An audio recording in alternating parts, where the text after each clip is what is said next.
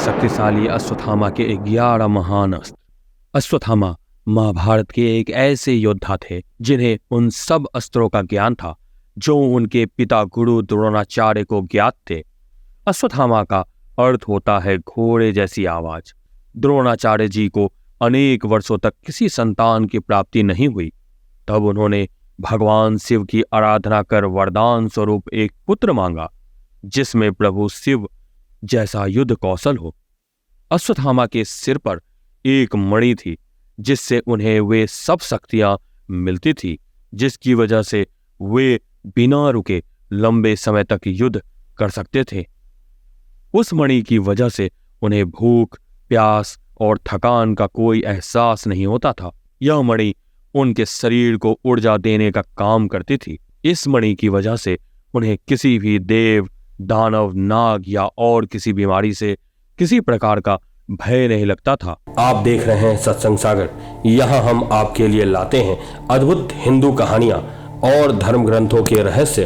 अगर आपने अभी तक हमारे चैनल को सब्सक्राइब नहीं किया है तो अभी सब्सक्राइब करें और बेल आइकन को दबाएं ताकि आप हमारी हर नई वीडियो की जानकारी पा सकें। एक बार अश्वत्थामा ने श्री कृष्ण से सुदर्शन चक्र मांग लिया। श्री कृष्ण ने कहा कि अगर तुम इस चक्र का भार उठा पाओगे तो यह तुम्हारा हो जाएगा, परंतु अश्वत्थामा उसका भार नहीं सहन कर पाए और उन्हें लज्जित होना पड़ा।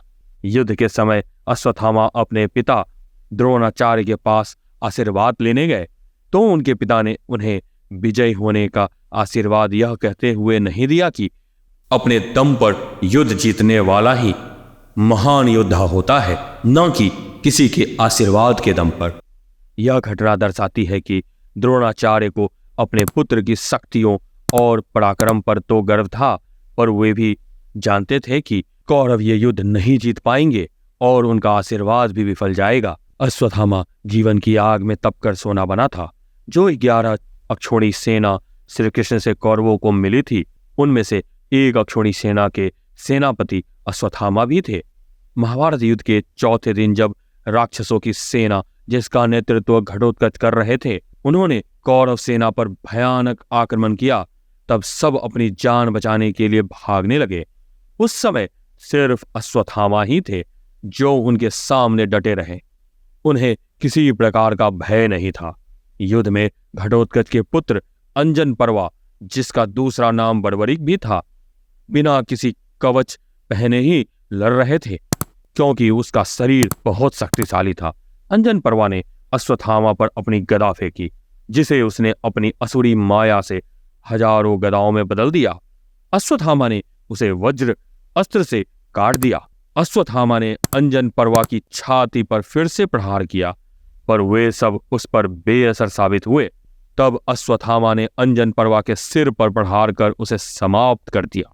युद्ध में जब पांडव द्रोणाचार्य का वध कर देते हैं और इसकी सूचना अश्वत्थामा को मिलती है और उसे पता चलता है कि छल से उसके पिता का वध किया गया है, तब वे भी युद्ध के समस्त नियमों का त्याग कर देता है और किसी भी कीमत पर पांडवों के वध का प्रण लेता है। तब मजबूर होकर वो एक भयानक अस्त्र जिसका नाम नारायण अस्त्र था उसका प्रयोग पांडवों सेना पर कर देता है। ऐसा समझा जाता है कि महाभारत काल में नारायण अस्त्र सिर्फ द्रोणाचार्य और अश्वत्थामा के पास ही था, अर्जुन के पास इसका कोई काट नहीं था। तब श्री कृष्ण जो साक्षात नारायण थे बीच में आकर अर्जुन को बचाते हैं। जब अश्वत्थामा देखते हैं कि पांडव इस अस्त्र से भी बच गए तब वह अपने धनुष फेंक देता है और अपने पिता द्वारा दी गई विद्या पर ही संदेह करने लगता है। युद्ध के 18वें दिन जब सिर्फ अश्वत्थामा, कृपाचार्य और कृतवर्मा ही बचते हैं तब उस रात्रि वह एक उल्लू को कौवों के समूह पर आक्रमण करके उन्हें मारते हुए देखता है।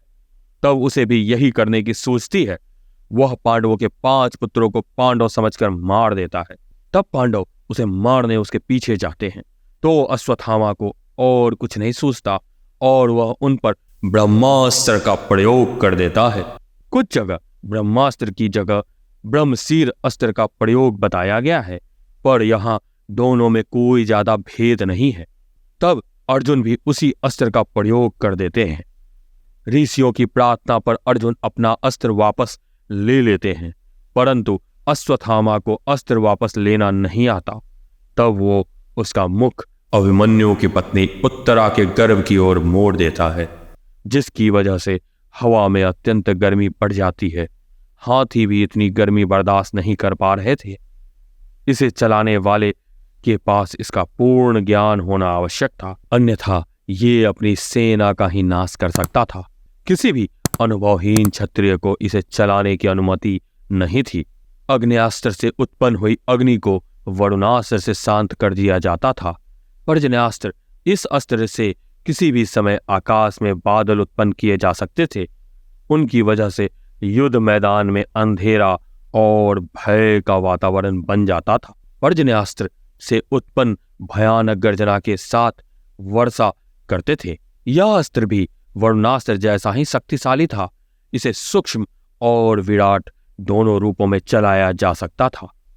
जब भीष्म पितामह बाण शैया पर थे, तब उन्होंने अर्जुन से पानी मांगा था। अर्जुन ने पर्जन्यास्त्र के सूक्ष्म रूप से पानी उत्पन्न कर भीष्म पितामह की प्यास शांत की थी। नागास्त्र, इस अस्त्र के प्रयोग से भयानक विषधारी नागों का आक्रमण शत्रु सेना पर होता था, जिसकी वजह से एक संगठित सेना भी विखंडित होकर अपनी पूरी शक्ति खो देती थी। अश्वत्थामा के पास नागास्त्र और नागपाश अस्त्र भी था। गरुड़ अस्त्र को नागास्त्र और नागपाश अस्त्र की काट समझा जाता था। यह अस्त्र भी लगभग हर महावीर योद्धा के पास था।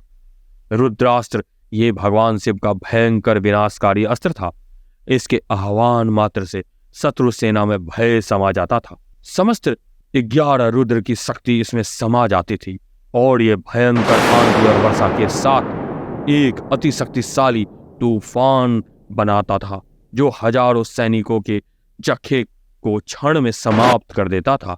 ब्रह्मशीर अस्त्र, यह अस्त्र ब्रह्मास्त्र का ही एक परिष्कृत रूप था।